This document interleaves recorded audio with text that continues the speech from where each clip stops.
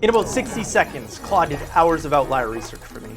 Multiple niches, dozens of channels, then it handed me 25 proven video topics. No manual digging, one prompt. And that's just one of 5 I'll show you in this video. I run a YouTube agency that's done billions of views for some of the biggest brand channels in the world. And these are some of the exact ways we're using Claude to level up on YouTube right now. The thing that makes all of this possible is connecting Claude to vidIQ, giving one of the most capable AI tools access to pull real-time YouTube data. Together, they turn hours of work, literally hours, into minutes. So if you're not putting Claude and vidIQ to work on your channel yet, you're gonna be wasting time and falling behind the channels that are. Now, before we get into the fancy stuff, we need to lay the foundation, because if you're just opening Claude and firing off random prompts every time, you're getting maybe 5% of what it can actually do. What you want instead is a Claude project. Think of it as your channel's brain, a workspace that deeply knows who you are, what your channel is about, and who your audience is. If you've already got a project set up with vidIQ connected, skip ahead to the first workflow. If you haven't, let's quickly walk through it together. Open Claude, go to projects, and create a new one. In the project instructions, you're going to feed it the context it needs to actually be useful. Things like your channel name, niche, and positioning, your target audience, your content pillars, your tone of voice, your goals. You should also upload your best performing video scripts, your website, your brand guidelines, that sort of thing. Now, Claude knows you and your channel. The next step is giving it access to YouTube data, and one of the simplest ways to do that is by connecting vidIQ. Go to Customize Connectors, then add Custom Connector. Paste in vidIQ's MCP server URL, and then sign in with your vidIQ account. You will need a paid vidIQ plan for this, which in my opinion is well worth the money. The moment that's connected, Claude can pull YouTube data on demand. So let's put it to the test with our first workflow. Workflow 1, researching outliers. This is arguably one of the most powerful use cases in this video. When a video gets 10 or 20 times more views than what a channel normally gets, that's an outlier. It signals the topic, the format, or the packaging hit on something the audience wants more of. Probably all of those things. This research can take hours, going channel by channel, search after search, and relying on third-party tools.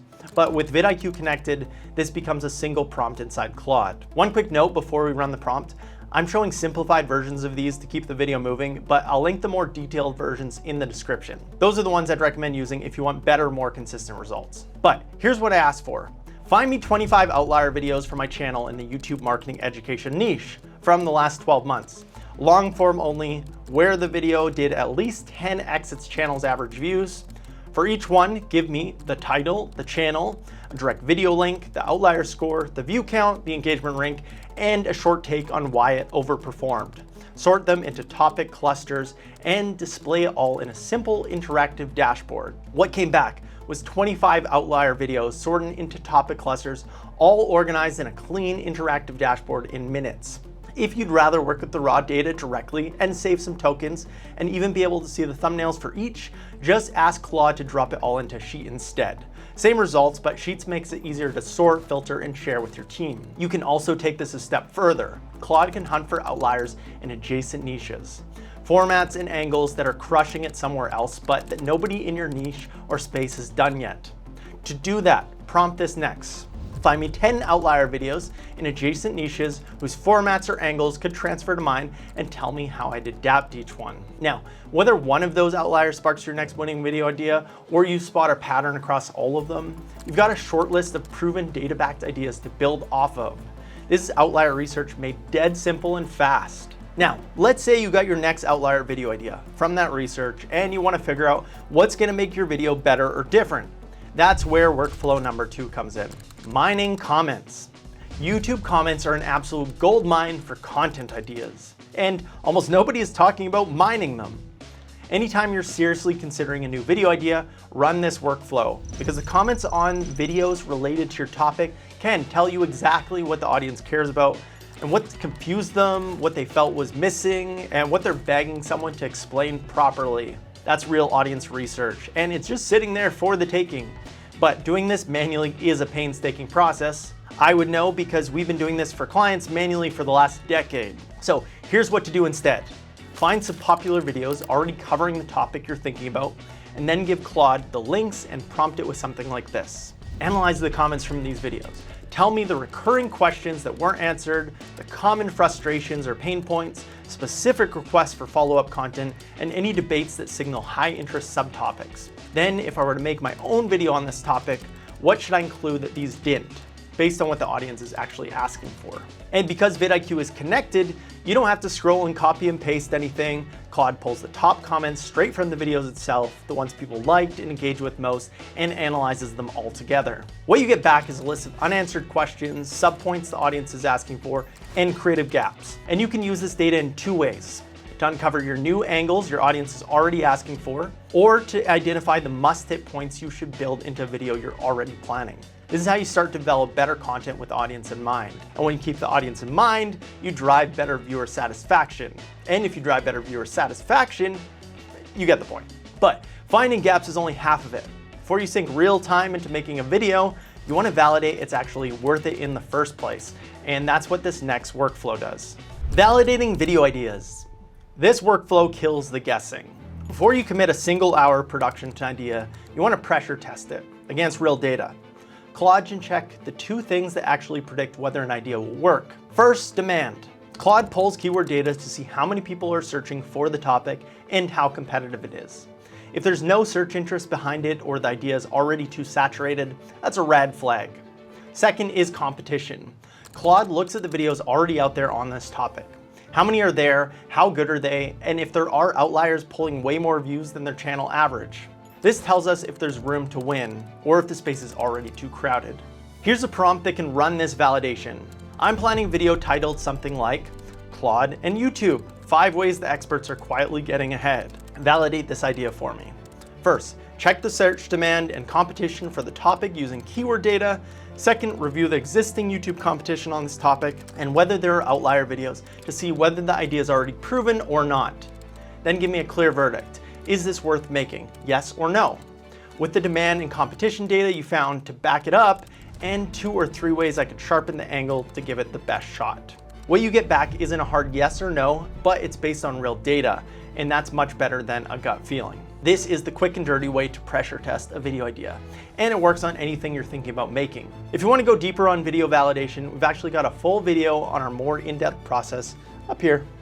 Now, once you've validated your idea, there's one last thing to do before you write a script, and that's analyzing what the top videos on the topic are actually saying. Workflow 4, analyzing transcripts. At this point, you've found outlier ideas, audience gaps, and pressure tested the demand. Now we make sure your video actually brings something better or different to the table. Because instead of guessing how to cover a topic and position your video, you're going in with a complete picture of what the top videos have already said and what they haven't. Start by grabbing the links to the top performing videos on your topic. And yes, Claude can do that for you too. Then prompt it with something like this. Pull the transcripts for these videos and analyze them together. Tell me the key points being made across all of them, where they all agree, what's missing or barely touched, and what angles nobody is talking about. Then tell me how I could cover this topic in a way that stands out from everyone else. What you get back is a clear map of what every top video on the topic already covers, and just as importantly, what they're all missing. The repetitive points, the gaps, the opportunities, to make your video feel uniquely different from everything else on the subject. And we need this data because if your video just says the same thing as every other video on the subject, what reason does the viewer have to stick around? None. To keep a viewer, they need to know that your video offers new information, more efficient delivery, or a different take than all the other videos. So the gaps Claude finds here are gold. They're the insights that make your video genuinely valuable, and they're the difference between 80% average view duration and 20.